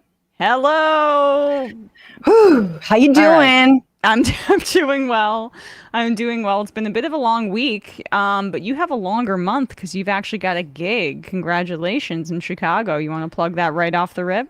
She booked a gig, ladies and gentlemen. She booked a gig so hard that she had to add a second show. Yeah, thank you. We're going to be in Chicago for the DNC. Don't actually have access to the DNC, but I have access to Chicago, ladies and gentlemen. So if you want to see me and Matt Lieb do stand-up, August 20th, that's a Tuesday. We've got a late show, 9 p.m. Yes, I said 9 on a Tuesday. So come out, Chicago.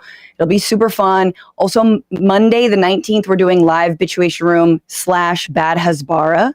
So that's also the 19th. There's still tickets available for that show. But yeah, come out. It'll be super fun. Again, I think we'll be a few drinks deep. We're going to have other guest comedians, but it's mostly like a double co-headlining event with Matt and I. No baby. So, it'll be a party. So you're just leaving the baby in the well. You can't have the baby do like 5 minutes to like open? Just a hot five. Oh, yeah. No, we would if she wouldn't like crush it up top and kind of upstage us. Totally upstage, right. Because you never know. If your set's not going, we're like, bring back the baby. Yeah, right. And then you'd have to eat your young, just so that they aren't a threat to you. I think that's kind of the natural progression of this. That's actually my biggest hesitation around having a kid was not climate change or, like finances. But like, I can't be upstaged, like I just don't want to be upstaged by something so small and screamy. But I'm getting used to it. Yeah. Okay. I do have some guns, right? Just small little mini guns. Right there. Right here. Just in case things get wild in the third bedroom of my house. So you're holstering them with bra straps, which are, honestly more badass than holsters because people don't realize they dig into your shoulder with the little knob or whatever the thing is. It's not a knob. Coming soon to the merch store is bras with holsters on them. Oh, wow. Holstering four Holster different bras. Things. One boob, another boob, and on each side a little pistol. That's how I leave the house every single day. I mean, it really is just pistol on flanking the boobs. We are very close to a MAGA candidate coming out with a straight Austin Powers like gun bra, like that right? Like yes.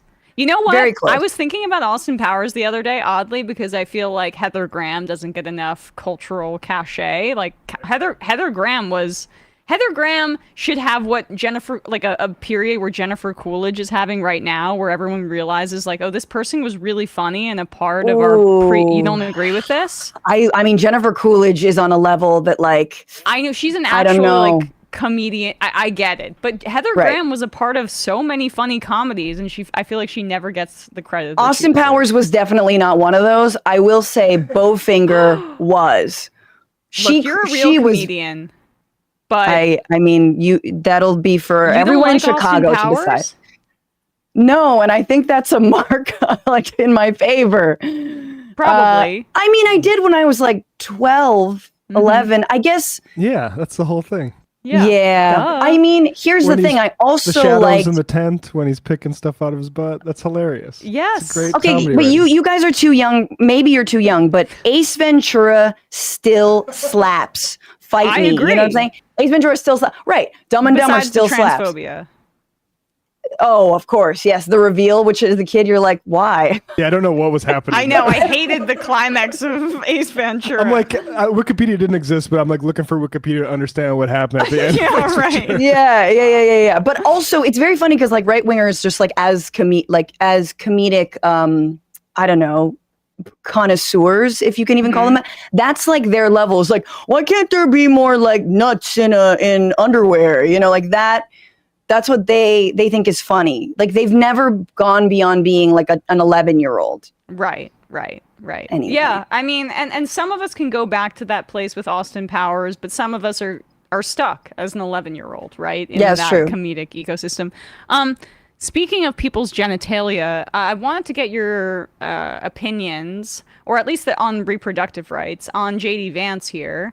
The Kamala Harris campaign has been pretty phenomenal in just rolling out the creepiest JD Vance clips every 12 hours. Not hard to find. I love it. No, Yeah. it's readily available. Stuff that should have been in the Trump campaign's like research process. Yeah, he had Don Jr. on top of that. And Don Jr. I wouldn't be shocked if he missed some details, honestly, at this point, and where his brain is at on a regular Was basis. Don on the job? Was he supposed to vet? He was He's supposedly. like, I got this. I'm gonna be up all night. No, trust me. I know every totally single vetted. podcast. I put in the hours. Legit. Like Elon Musk, I work 23 hours a day. Okay, so you're on stimulants for like 20 hours of the day. Yep. Thank you for clearing that up. But anyway, so some of what they uncovered was like this JD Vance older interview. This was from Spectrum 1 in Ohio. This was when he was running for Senate, September 2021. And he's asked about rape and incest exemptions for abortion, which we know are non-actionable because the time that it would take to prove such claims would mean that in terms of the exception, the abortion could not happen. Because, or who you would have to prove it against, i.e. maybe a family member. Right. You being a minor, this is fine. Hopefully you can drive. Get yourself a lawyer. 14-year-old. Right. And that means that, don't worry. Republicans aren't barbaric saying 12-year-olds shell out like $10,000 to prove that you were raped by your uncle. I mean, this is the humane position, obviously. Anyway, here's JD Vance and his thoughts on such things. Fundamental problem with abortion law in this country, which is that it's unsustainable and it's unstable. I asked Vance if he thought anti-abortion laws should include exceptions for rape or incest. Look, I think two wrongs don't make a right.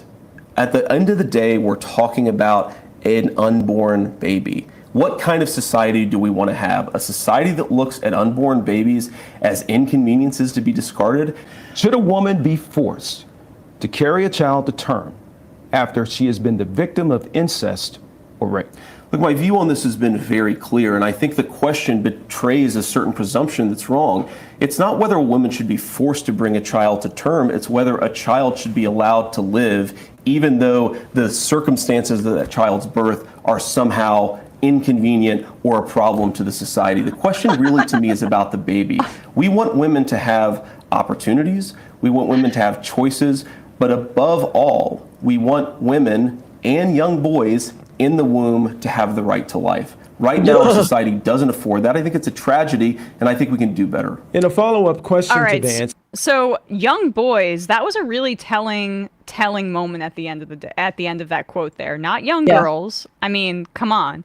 For all of the fear mongering that we hear about China and their one child policy, which natalists like him and Elon Musk often fall into, like, they actually subscribe to that level of control of families and of human bodies, right? The boogeyman that they describe is actually who they are.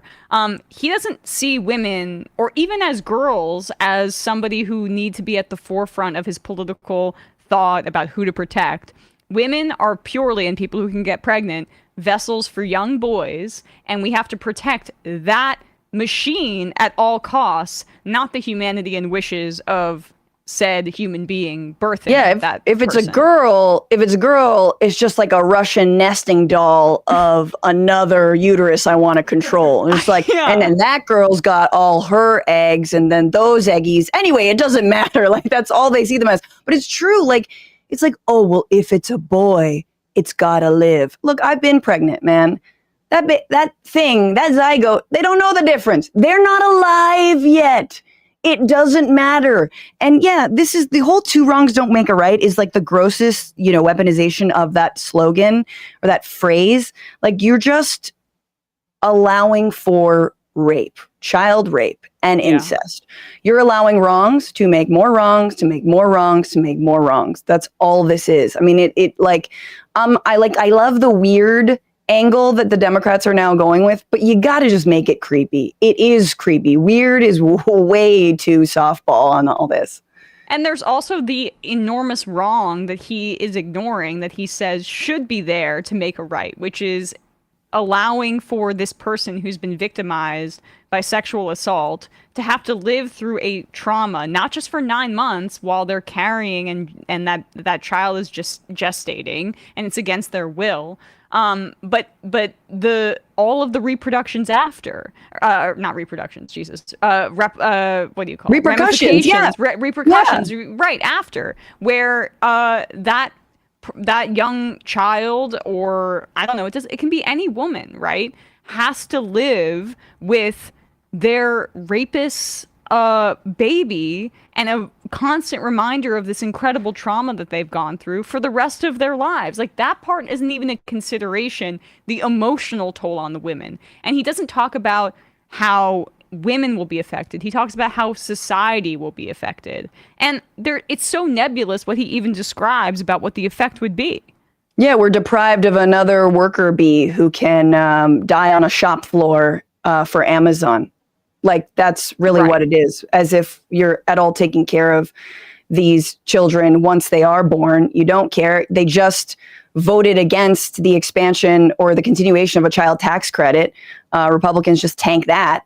So what are we really talking about? I think they should meet with, like, the fifth graders who are now parents. I believe one fifth grader, I can't remember which state it was again a victim of rape and had a baby, named the baby Peanut, that much I remember, and is starting fifth grade. Meet with them. Meet with that girl. Talk to her. If you think every life is precious, go talk to her and her baby Peanut. See how they're doing. Right. And the reality is that I do believe that there's a certain right-winger and venture capitalists like J.D. Vance are probably in this bucket of people that like there to be some sort of disciplining force in the form of a child that you have to take care of as it relates to the labor force, right? The more people have fewer freedoms to decide how and when they create their families, the less leverage that, like, capitalist bosses have over them, because they have more freedom for themselves to do and choose how they create their families and on what timeline works for them. Like, I genuinely think there are Republicans out there that enjoy the control that their vision of a kind of nuclear family imposes on people, not just in terms of the religious nature of it, but in the way that they want to structure society, which is like, you've got to take care of this little person, so you better get to work and shut up if you're being sexually harassed or your wages are being stolen from you. This is what you have to do because the state has mandated it. I mean, it is a sad reality, but one of the leading causes of poverty among women is motherhood. Yeah. It is. Just statistically, it is. And I can tell you, as someone who's bought way too much baby gear, things are tough. Times is rough. Come see me in Chicago, right? Buy my merch. Exactly. But no, for real, and so you're absolutely right. And I do think that one of the things, we saw, I think some job growth is slowing, reports out today. And one of the biggest sections of American society that's left the workforce completely are women. Thanks to the pandemic and the fallout from the pandemic, women have absolutely left the workforce in droves. And in part, that is due to a lack of comprehensive childcare, affordable childcare, and also the fact that wages have also been fairly stagnant. So it's not addressed. I do hope that Vice President Harris actually also has. It seems like she's going to consider more of the care economy as part of her plans and sort of lifting up that. Yes. Yeah, that part of the Build Back Better plan, which is great. I want to see some of those action items on the table. I want to see some platform at this point. I'm sure it's going to get unveiled at the DNC, but I'm starting to get a little bit restless. It seems like the fact that she has close ties with the SEIU and that she ran on universal childcare and she was apparently a big promoter behind the scenes of the child tax credit. These are all good signs, but I would like pen to paper please, to make sure that these signs are not just things that are being put out to the press to drum up kind of a progressive enthusiasm for her candidacy, which is very much there. And I do think just based on her record, it's hard to be more conservative than Joe Biden on almost anything. I mean, as a Democrat, he was considered conservative and racist in the time when Obama selected him, when we know that Obama embraced austerity policies and did not have the best domestic economic agenda. He was right-wing even then, and that's part of why he was selected. But he still did some things as president as it relates to antitrust and labor, where if she carries that over and builds on it, we're in a much better situation, but she has to just commit to doing that. Yeah, and one of the areas I'd like to see her build also is criminal justice reform. And I know that people are probably rolling their eyes. I mean, this is a, former prosecutor, former AG of California, doesn't have the greatest track record, but I actually think some of the things she did in California, like creating a database of when people are shot by cops that we still don't have on a federal level, her signifying, this week she calls the family members of Sonia Massey and says we need to implement the George Floyd Justice and Policing Act, which again is a very far cry from what I would like, but it at least establishes that database. These are steps that Joe Biden has not taken in 4 years. So I think maybe her history as a prosecutor, absolute ding, but also familiarity with how things do not work in our justice system could be a benefit to her. So I want to see that. Well, I'd also rather so Keir Starmer is a former human rights attorney, right? And in he's a corporate centrist that has hollowed out the left from Labour in the UK, but even they are signaling we may stop arms to Israel. I do have to say it looks like there might be slow walking that. So, but don't get too excited. You're scaring. I'm not getting too, but respecting the ICC, for example, I think that it's a start. Yeah, Harris maybe as a prosecutor, someone who's actually a lawyer. I mean, Biden may have a law degree. I don't know. He's been in politics for 4 million years, but. I do feel like that could be it's on papyrus. A better approach. Chipped in wood. Go ahead. No, I just am wondering if he does have a law degree, it's written on papyrus, because he's old. That was the joke. That was the joke. Okay. I'm sorry. I think about it in the font form. I don't know if I even know. Is papyrus a wood? Is that a real thing? It's an early form of paper from Egypt. Yeah. Yeah. The media scholars know that, but okay. I wonder on this point though. Branko Marcetic had a good piece in Jacobin. Which Kamala Harris are we getting? And I think overall it's more of a condemnation than an exculpation. But I think he does a good job of saying the good things she did. And he writes, the first test of Harris's principles came in 2004 as she was elected as San Francisco's DA, while promising never to impose capital punishment. Less than 6 months into her tenure, Harris defied a united chorus of voices from the city's police chief and police rank and file to Democratic Senator Dianne Feinstein, that lovely person, calling for the death penalty for a 21-year-old who killed an undercover police officer. So, like, Yes. She's done plenty, and that article gets into it, to upset people on the criminal justice reform tip. But also, she is not a Republican. Yes, there's that.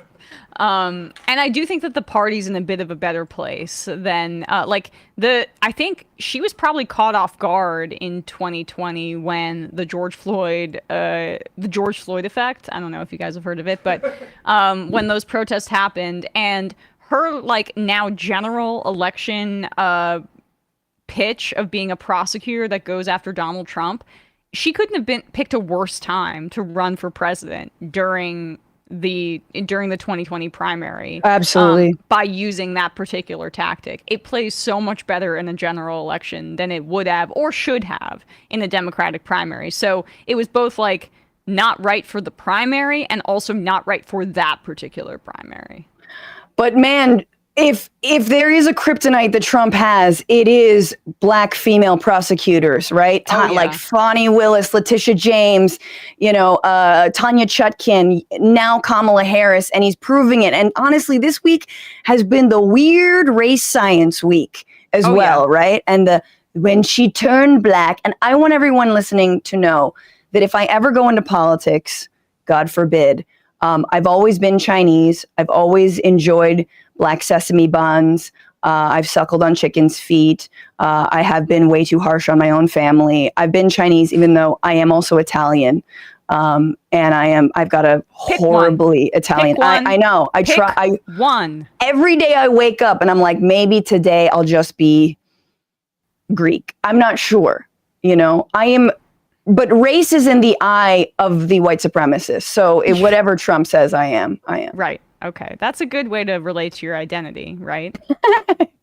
I do like the idea of the fact that this person who has a Jamaican father, who went to a HBCU, which there are non-white people that go there, non-black people that go there, but still was a part of a historically black sorority, has decided, just for apparently political convenience yesterday, to identify as black. Wasn't it just last week that they were complaining that Biden had decided to appoint a black woman as his vice president, and that was some sort of DEI hire? But now she's not even black. She's not even black, apparently. She's not black enough. Made it up. I'm very excited for this line because Trump is doubling down on it. I hope they keep going with it because they're going to have to keep proving, and you have to be like, well, what is black enough to you? And they'll be like, sneakers. They'll just have to say right. They not felonies. Like us. You're felon. Right. So they have to go back to, because look, if she's the nominee, if she does happen to become president, the whole we're going to restrain ourselves on her gender and her race, out the window. They're going real hard on it. Donald Trump led the way. It was seemingly like Mike Johnson and even Kevin McCarthy, who came out, not that he has any power, but he's speaking for the Republican establishment in that way, saying, no, I don't know if these tactics are very effective going after her race and gender. And Trump just triples down. She's actually Indian. On a photo at his latest rally, he showed a photo, or I guess it was a screenshot of a Business Insider article that said she was the first Indian American senator. And it was see? No, it's because she was not the first black American senator. Yeah. You moron. This is kind of like how they, the Obama stuff, where it's that conspiracy goes pretty deep, and you kind of got to hand it to them if they planted the birth announcement on the same day. It's this baby is going to be president, so let's make sure we fake a birth announcement for him in the Honolulu That's how press. Sleeper cells work. I don't know if you get that. Yeah, exactly. But this is from when Harris became Attorney General 20 years ago. From the office of the California official government. Harris is the first woman and the first African American and the first South Asian American to hold the office of the Attorney General in the history of California. Now, for some reason, they don't see the need to dwell on, is that possible? What does that mean? Pick one. Yeah. Because that's not, a real concerned. Yes, because it can be all of those things. So did you see this, Francesca, that one of the richest people on the planet, Elon Musk, posted a deepfake ad for Kamala Harris after it was announced that he was donating $45 million a month to the Trump campaign? Well, I don't know if I'm going to, maybe not going to do it. After seeing the poll numbers and also not having the money, wanting to. This is what happens when you buy. Like, he literally saw Trump try to get assassinated and thought the thumbs up thing and the fight thing was going to win the election. Right. Yeah. I was in the K-hole when I offered 45 million a month. Sorry. But then the identity of the shooter was just like wrong. So sucks. Right. Super It was like, sucks. oh, we can't. Like, also, he may have had a history of anti-Semitic posts and was a registered Republican. AR-15, we love that gun. Yeah. So he's backtracked off that $45 million a month pledge, which even before Biden dropped out, even before the shooting, I was like, there's probably a good chance that he rescinds on this because he's a known liar. If I'm one of his like Saudi or big bank financiers, I'm kind of thinking like, hey, if you got all that money to slosh around, maybe you want to make some repayments. Yeah. And then he clearly, after buying like the biggest journalistic media communications platform and making it so that like white supremacists could come back on the platform again, he put out an ad that is just like a deep fake ad about Kamala Harris. He tweeted this out. This should be illegal, by the way. I, Kamala Harris, am your Democrat candidate for president because Joe Biden finally exposed his senility at the debate. Thanks, Joe. I was selected because I am the ultimate diversity hire. I'm both a woman and a person of color. So if you criticize anything I say, you're both sexist and racist. I may not know the first thing about running the country, but remember, that's a good thing if you're a deep state puppet. I had 4 years under the tutelage of the ultimate deep state puppet, a wonderful mentor, Joe Biden. Joe taught me rule number 1, carefully hide your total incompetence. I take insignificant things and I discuss them as if they're significant. And I believe that exploring the significance of the insignificant is in itself significant. Talking about the significance of the passage of time, right? The significance of the passage of time. So when you think about it, there is great significance to the passage of time, and there is such great significance to the passage of time. Another trick is trying to sound black. I pretend to celebrate Kwanzaa, and in my speeches, I always do my best Barack Obama impression. So hear me when I say, I know Donald Trump's type. And okay, look, maybe my work addressing the root causes of the border crisis were catastrophic, but my knowledge of international politics is truly shocking. The United States shares a very important relationship, which is an alliance with the Republic of North Korea. It is an alliance that is strong and enduring. And just remember, when voting this November, it is... We get it. We get this garbage. My favorite part is like, if you criticize me, you're racist and sexist. Okay, so what are the actual criticisms of her? Like, they'll just call you racist and sexist. That's what it says in the ad there. Then actually level a criticism. Because all they've been able to do is she's lying about being black. She's lying about her heritage. She's a DEI candidate. These are all racially connected smears or attacks on her. Then if you're saying, like, we can't say anything at all, we're just going to get criticized for being racist or sexist, then say the thing first and then we can judge from there. But they haven't landed on anything, because even the stuff that we have issues with like the tough on crime prosecutorial stuff, they agree with. Right. Oh, absolutely. I mean, I am waiting for sort of like a Willie Horton moment where we get, I mean, they do a bad faith, we believe in real criminal justice reform angle. Like, they find someone who was locked up for truancy in California. They bring him out. If it had been before the RNC, maybe that could have happened. They could have wheeled that person out of the RNC, but not having that platform, I think, changes it. Still, I'm waiting for like the ad where Trump speaks to someone who, you know, was affected by Kamala Harris's like objectively bad policies and uses it to hit her from almost the left. We'll see. I don't know if we're going to get that, but I think that'd be my strategy. But also they could just keep saying DEI and have everybody turn against her, because ultimately, and I think you guys have been right about this, people don't like racism. They don't Yeah. like being bigoted and hateful, and it just grows Or them. even if they are, secretly, even right, if they are, like, they don't secretly want are. to be like, I'm the person voting for somebody who's clearly racist, right? Or the only reason I'm voting against her is because she's a black woman. That's a tough pill to swallow if you're a Republican. You need something else to go on. Maybe the border thing is good, but like they don't have much to point to. The quote that we all hate, do not come, right? They would never use that because they love that. The idea that you would go to Central America and tell people not to come across the border. Well, she's also, what is going to happen, and I'm just telling people now, she's already started running to the right/center on immigration, because that's perceived as her biggest polling weakness, as you describe.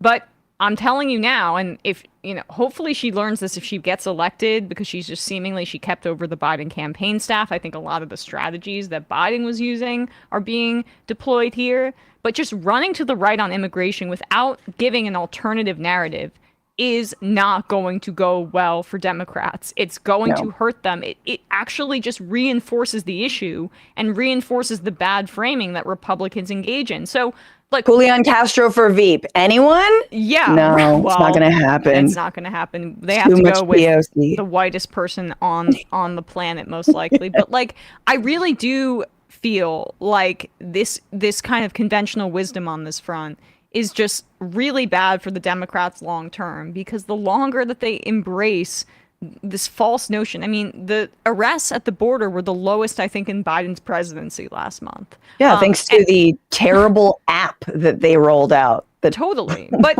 even then, it's just like, okay, she's going to say, Trump and the Republicans killed the bipartisan border bill that was so draconian and right wing. She can use that on the campaign trail. I don't really have a problem with that, even though she is committing to trying to pass it if she gets elected. I disagree with that entirely, but I understand the practical realities here. You can talk about saying you want to get tough on the border because you want to get elected, fine. But then at the very least, have a yes and where you talk about pathways to citizenship, where you talk about improving processing, where you talk about how like there are millions of people who want to come here legally and that's actually healthy for the country. And here's the way that you can do that. But she didn't do any of that so far. So I think I'm trying to be patient because the platform will come out at the DNC, I think, most likely. But I have pessimism about this particular issue, even though I have optimism about others, that she'll update herself from Biden based on the polling. I mean, yeah, the two areas we need her to break from Biden on are immigration and foreign policy. And when it comes to immigration, that foreign policy is so interlinked, and you see this week, like, again, the U.S. casting doubt on the Venezuelan elections. And I'm not saying everything was above board, but the main thing is you need to stop sanctioning this country. If you actually want to prevent immigration from Venezuela, which again is one of the biggest countries of migration into the U.S., stop the sanctions. They do not help anyone. And they only give further fodder for a Maduro administration, if you hate them, to just blame you for all their problems.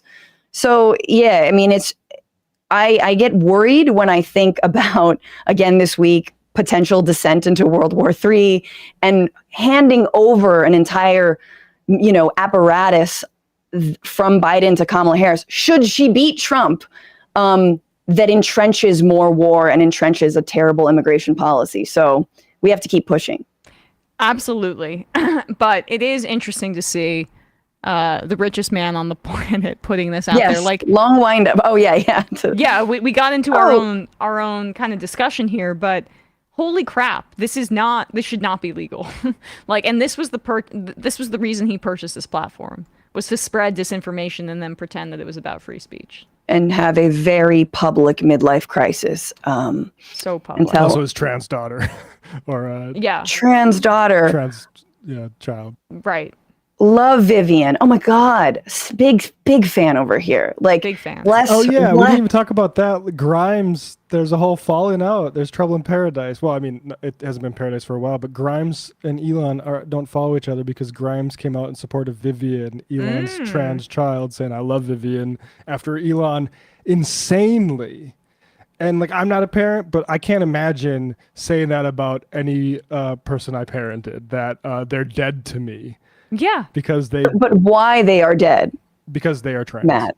Because the woke mind virus numb-numbed them. Just Of course. We forgot about that. Right. Yeah, it's a bad dad.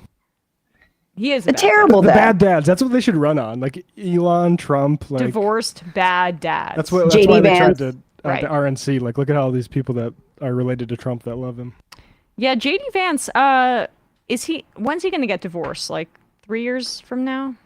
I mean, I think Usha's self-hatred knows no bottom. I think we might be dealing with another Melania here. I mean, she clerked for Brett Kavanaugh and John Roberts after being a registered Democrat until the year they got married in 2014, and then she started clerking for them. Like, it almost, I know that sounds like Pollyannish or naive, but I still can't believe that there are people who are educated in that manner, but whose beliefs are so easily turned on a dime when they see dollar signs in front of them. Yep. Yeah, look, if I were Harris, I definitely would speak. I would defend Usha, even though she doesn't deserve defense. But I just think it would be really funny, one South Asian woman in the public eye to another being like, girl, blink twice, or something. Like, we have a program for you to get out of here. But yeah, we won't see that.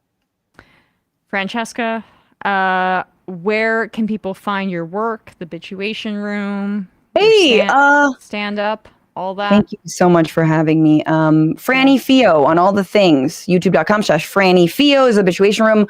Tuesdays, Wednesdays, and Fridays, 1 p.m. Pacific, 4 p.m. Eastern. And I'll be live in Chicago for the DNC. It's going to be wild. The Bitchuation Room will be live with Bad Hasbara, Matt Lieb's podcast. That's Monday, August 19th. And John Idarola will be a guest on that from The Damage Report. And then a lot of other... him. Yeah. I mean, look. What an asshole. I mean, truly, like, when you think of toxic white male, it's hard for me to think of anybody more of a fragile toxic presence. Absolutely. It's that board game vibes, just so Why misogynist. does he have so many? He's got so many board games. Man spreading all over his house. Yeah. I mean, it's the equivalent, right, of like collecting ladies' panties. That's how problematic it is, all those board games. Okay, I feel like I need to stand in for John. That's good. We're being facetious. We love John. Facetious. That's John is like the antidote to all toxic masculinity. That's exactly right. Right. He is the least toxic male. That's why it's funny to call him a toxic male. Do you play board games, Matt? I'm hearing board game defense. I'm not a board game player. No, I think that's weird. No, but he's just defending other John, because I feel bad for him saying it's like he collects panties. No, he's not the IDF. He doesn't collect women's panties like that. No. But I want, but part of me is I want him to see this, and then I want him to text me so we can catch up. We're all gonna catch up, and you guys are gonna be there, right? No, we're not gonna be in Chicago. No. Who's gonna run the show? We have 4 people that work here. Well, you just set up in a little Airbnb or something with bad Wi-Fi. I mean, like, gotta be honest, we barely have the money to freaking fix the air conditioner. I'm sweting right now. Yeah, it's so hot in here. Oh God, that's why Sam took off. He was like, "Nope, can't do another day." Yes, everyone come out. There should be a link in the description. And thank you guys so much. Love you, missed you. Happy that Joe Biden is no longer a hostage. Yes. He was being held hostage by everyone in his administration. Kind of ironic that the only hostage Biden was able to free in 10 months was himself. But anyway, take good care, guys. Appreciate you. Bye, Francesca. All right, guys, with that, we're going to wrap up. We'll do a really, really abbreviated fun half. No time for calls today. I mean, look, we brought you Francesca. We brought you Digby. So much fun. Matt, what's happening on Left Reckoning? Oh, yeah. David and I are going to do a catch-up. He wasn't there on Tuesday, so we'll probably get his thoughts on Venezuela and some other topical stuff. And we're going to be talking to Elias Cepeda about this boxing trans, not even trans, like it's a woman. It's a woman, or it's a cis woman, right? Yes. Right. Like, I mean, I wonder. We'll talk about this in the fun half to Jesus, clarify insane. for people. Yeah. But I mean, long story short, Natalia in person was being dramatic. But patreon.com/leftreckoning to get access to that. And yeah, check that out. All right, guys, no time for calls, but we'll head into the fun half and we will read your IMs. See you there. Okay, Emma, please. Well, I feel that my voice is sorely lacking on the majority report. Wait, look, Sam is unpopular. I do deserve a vacation at Disney World. So, ladies and gentlemen, it is my pleasure to welcome Emma to the show. It is Thursday.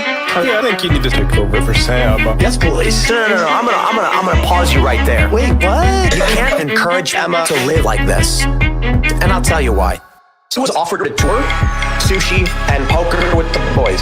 Tour, sushi, and poker with the boys. Was offered a tour, sushi, and poker with the boys. What? Tour, sushi, and poker.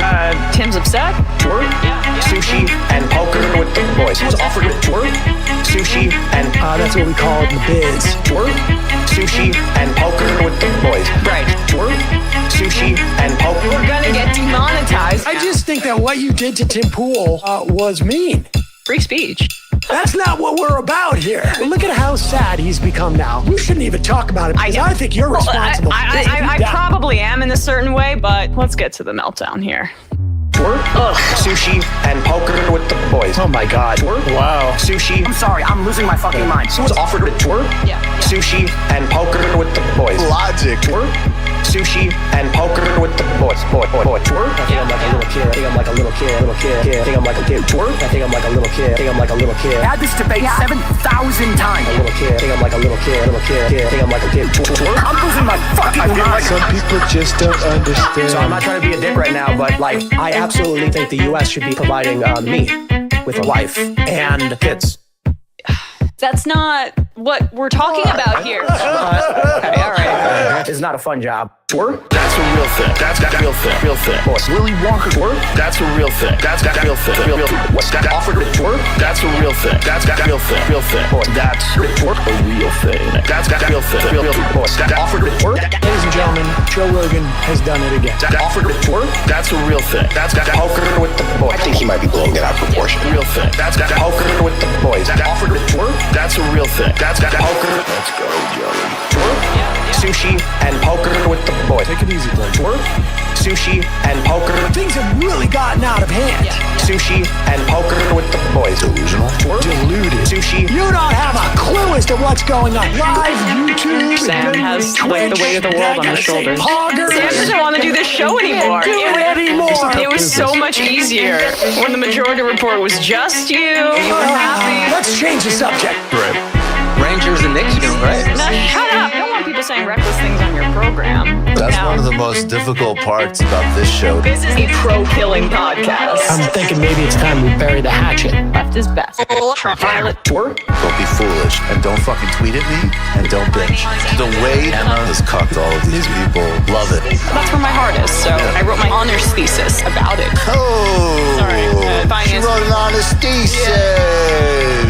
I guess I should hand the main mic to you now. You are to the right of me on foreign policy. We already fund Israel, dude. Are you against that? That's a tougher question I have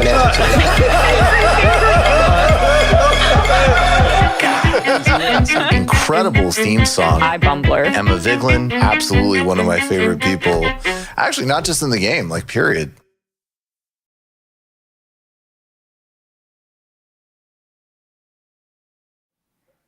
We are back, folks. It is the fun half, a very abbreviated one. We will read some IMs. Sundown Cedar, based purely on skin tone, it'd probably be better